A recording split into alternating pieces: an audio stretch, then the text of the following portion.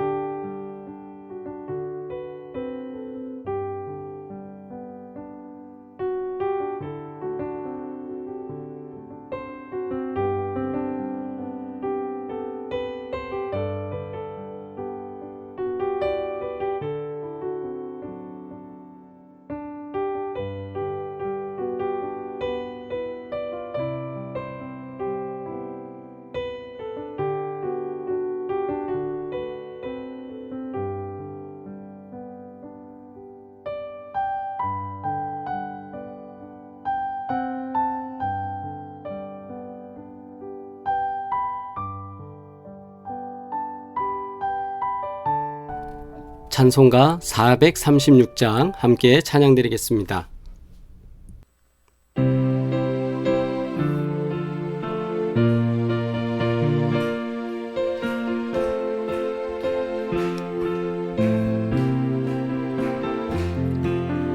나 이제 주님의 새 생명 얻은 몸, 옛것은 지나고 새 사람이로다. 그 생명 내 맘에 강같이 흐르고 그 사랑 내게서 해같이 빛난다. 영생을 누리며 주 안에 살리라.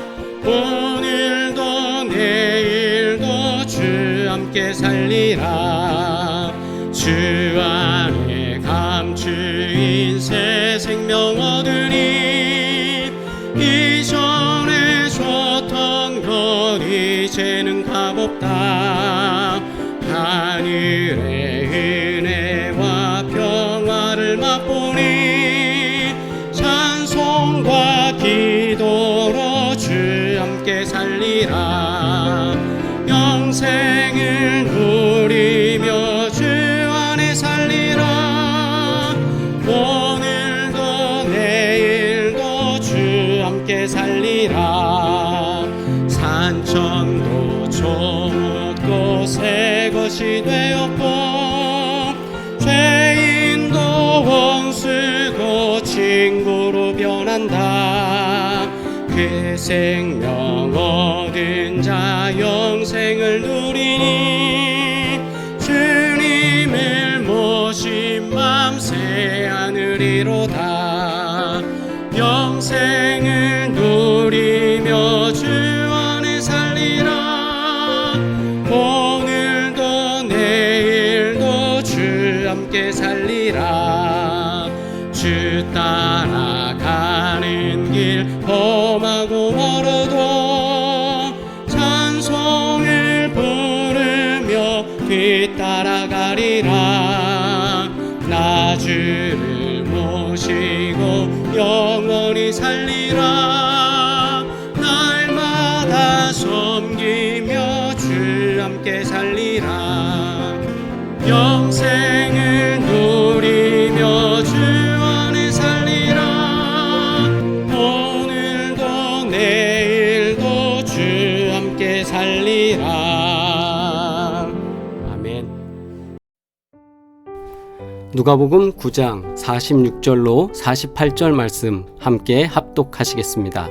제자 중에서 누가 크냐 하는 변론이 일어나니 예수께서 그 마음에 변론하는 것을 아시고 어린아이 하나를 데려다가 자기 곁에 세우시고 그들에게 이르시되 누구든지 내 이름으로 이런 어린아이를 영접하면 곧 나를 영접함이요 또 누구든지 나를 영접하면 곧 나를 보내신 이를 영접함이라.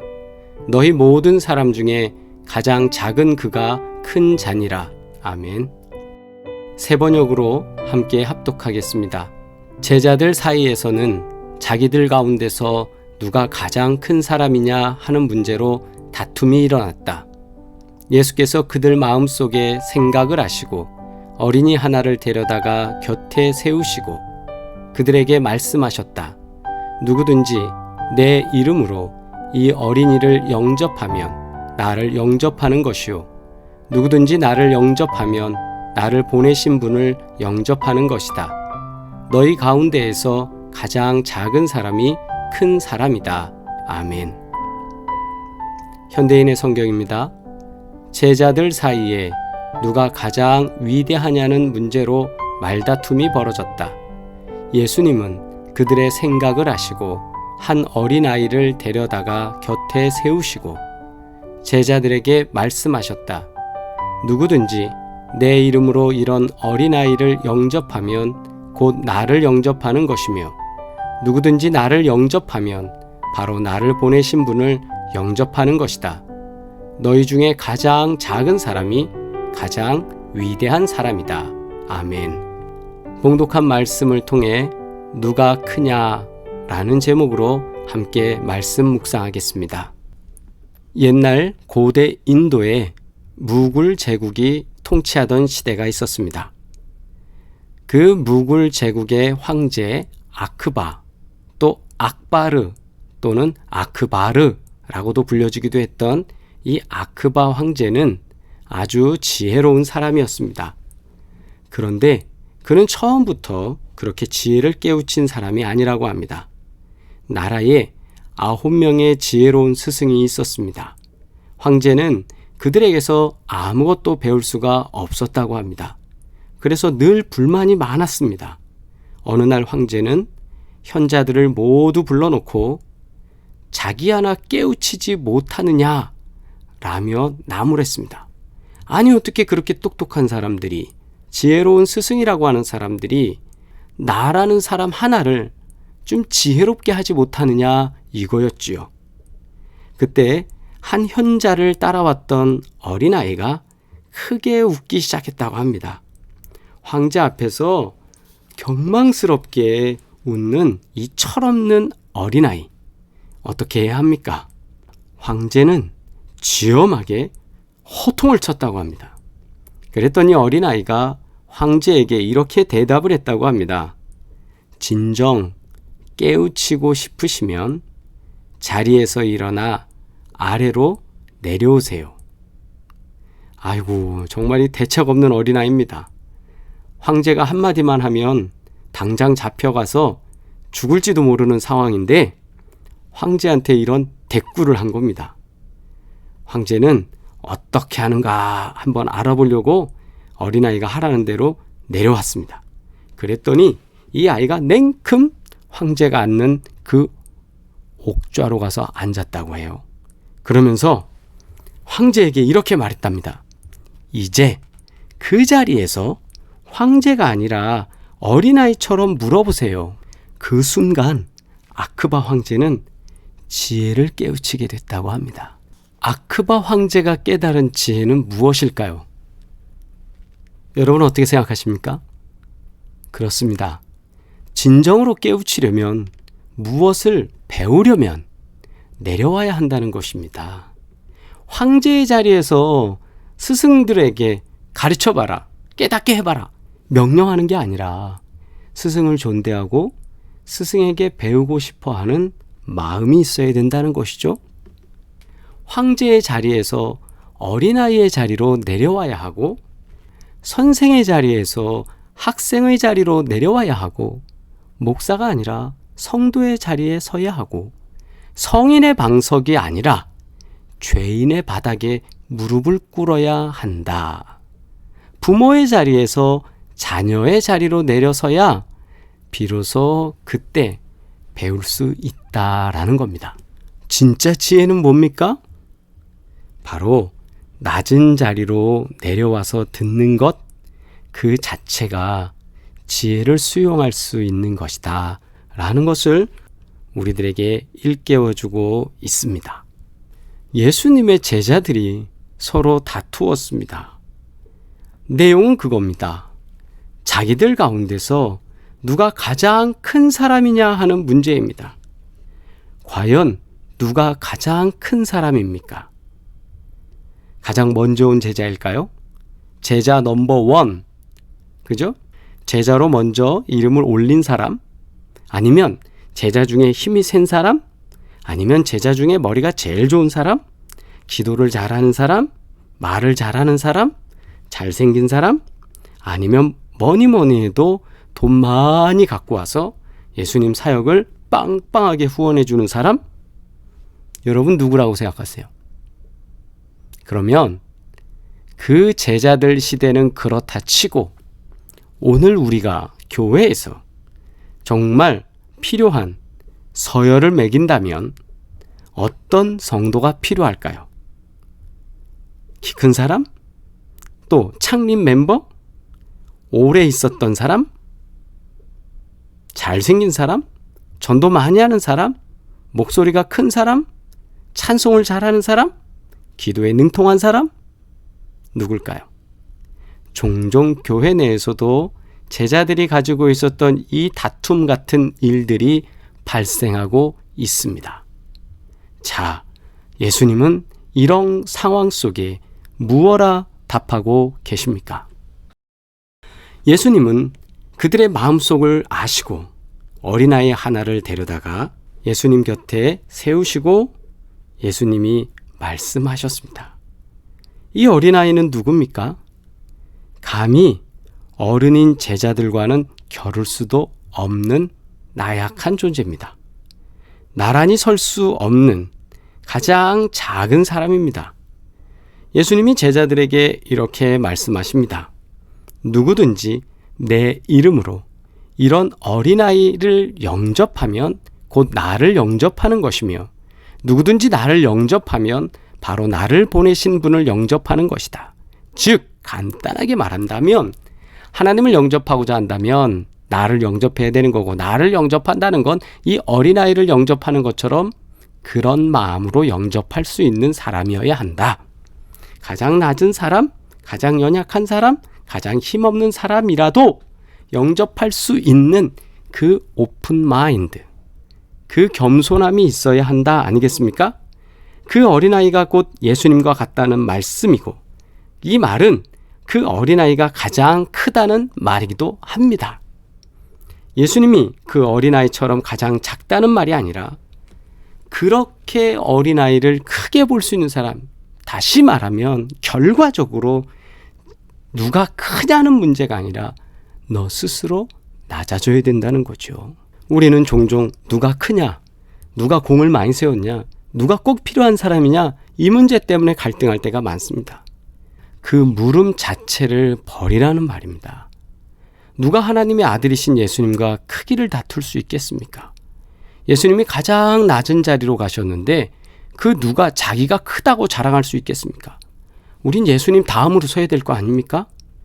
예수님이 어린아이와 키높이를 나란히 맞추셨는데 누가 발꿈치를 들고 꼼수를 쓰면서 내가 좀 더 커! 라고 할 수 있겠습니까? 가장 작은 사람이 가장 크다는 예수님의 말씀은 누가 크냐는 다툼 따위는 아예 집어치우고 생각하지 말고 하나님 나라에서는, 예수님 안에서는 크고 작은 것이 없다. 진정한 것은 너가 더 낮아지고 겸손해져야 되는 것이다. 이렇게 우리에게 말씀하시는 겁니다. 오늘 이 말씀을 기억하면서 우리 두 가지 묵상합니다.